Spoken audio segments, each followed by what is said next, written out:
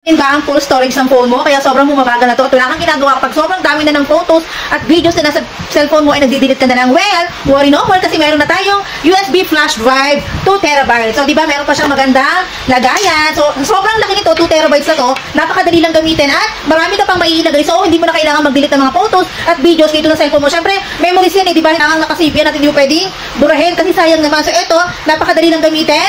Ang kagandahan pa dito, naka-Type-C na siya. So, yan, dahil karamihan ng cellphone ngayon, naka-Type-C.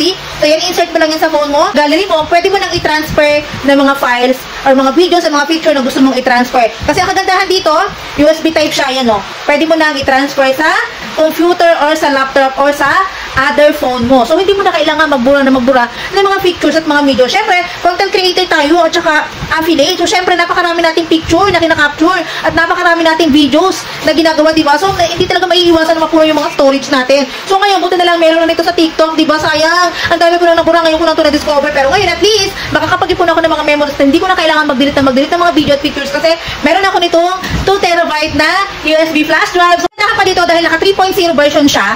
So, ganun pa rin yung resolution kapag tinransfer mo to sa laptop at sa cellphone. O, di ba, bongga? Kung hindi ka na mag-delete at di na masaya yung mga memories yan sa phone mo, check out na sa aking Yellow Basket. Super worth it at super mura lang nito.